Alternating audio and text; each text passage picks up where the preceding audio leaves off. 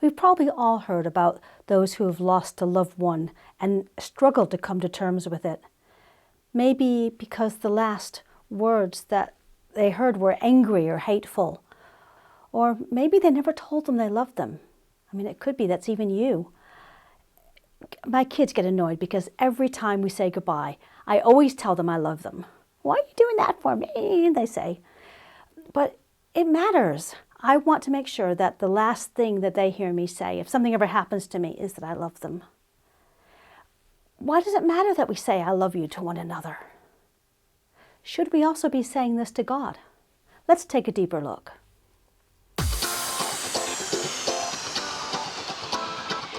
We've spent time in growing with God, looking at what God looks like. Of course, just like with our friends, our relationship with God has many layers. So in this season, we're looking at going deeper with God. When you love someone, you want to communicate with them. At least you should. And if you love someone, you want to tell them that you love them. At least you should. So of course, words can sometimes ring hollow though, if you say, "I love you," and then you go and don't act as if you love them, either by forgetting somebody or actually doing something to hurt them. So many relationships go wrong because the words are not said, and so many relationships go wrong because the acts of love aren't done.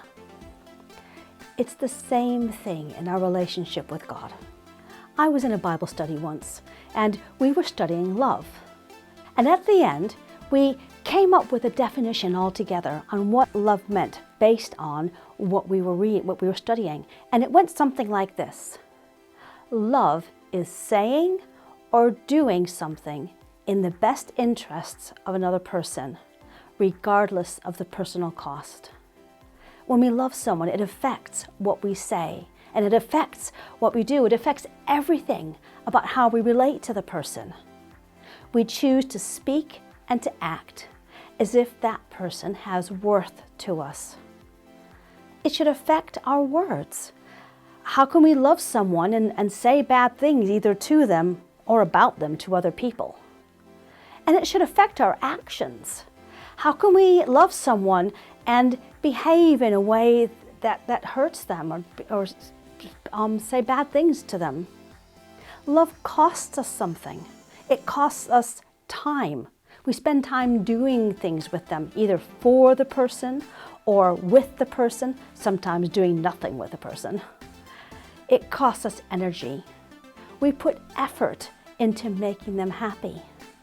It costs us money. Things like going out on dates or going out for coffee, or as my husband discovered this year, redecorating the bedroom to make it look nice for me. It costs us emotional energy. It's hard to love someone without trying to understand them, working out what makes them happy or sad or angry. And it can cost us our reputation because our relationship with the person we love is more important to us. It matters more than what other people think of us.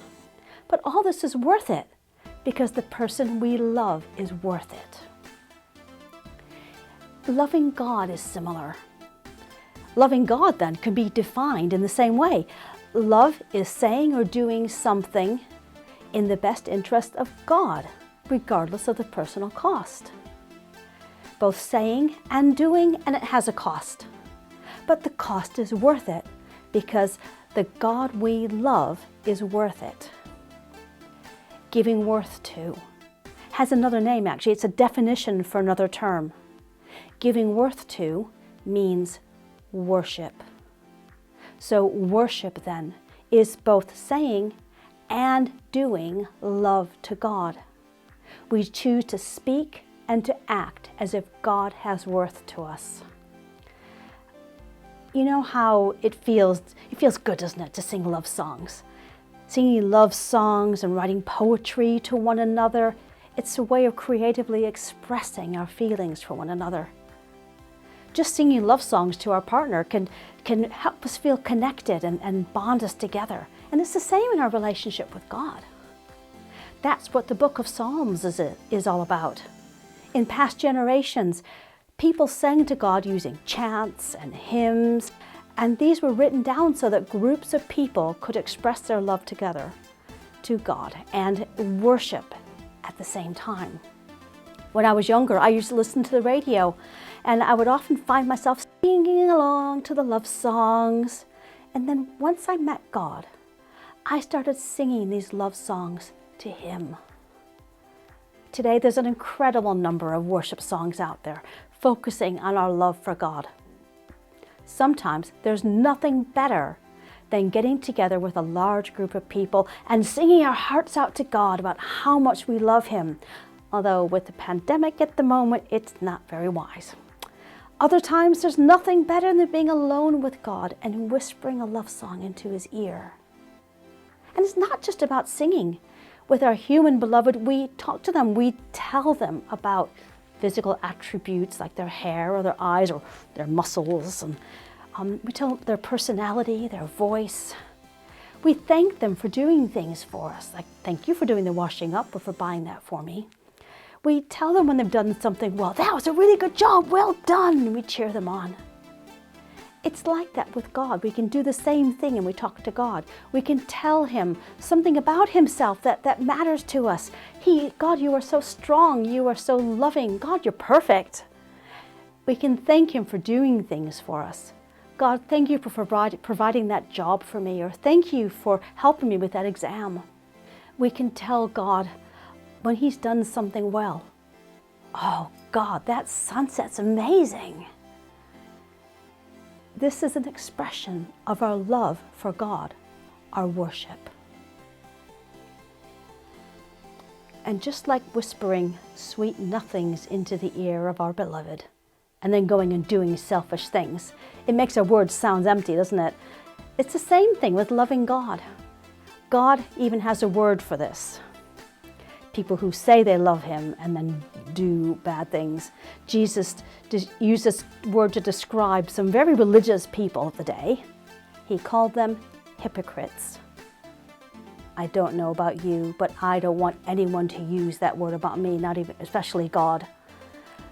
So then, what are the things that we're supposed to do to show God that we love Him?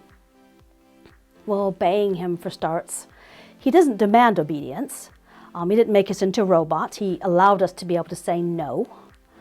But He does see when we listen to Him, when we do the things He wants us to do. That's a way of our showing love to Him. Loving God should affect our whole lives and the way we live our lives, our choices, our attitudes, our actions.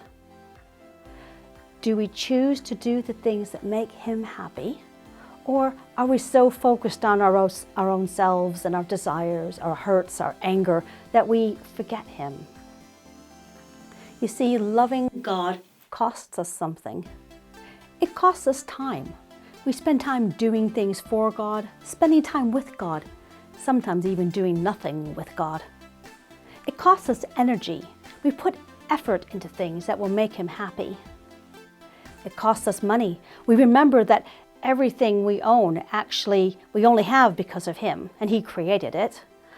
And then sometimes we want to use this money to give to another person who needs it because God loves them, or to give to a project that's going to help people. It costs us emotional energy. The more time we spend with God, the more He reveals to us how He feels about situations and about people, sometimes even people that we don't like, and that challenges us. And the more time we spend with Him, the more honest we are with Him about our own emotions. And it can cost us our reputation, because being in a good relationship with God is more important to us than what other people think about us. But it's worth it, because the God we love is worth it. Maybe you're not used to talking about God this way.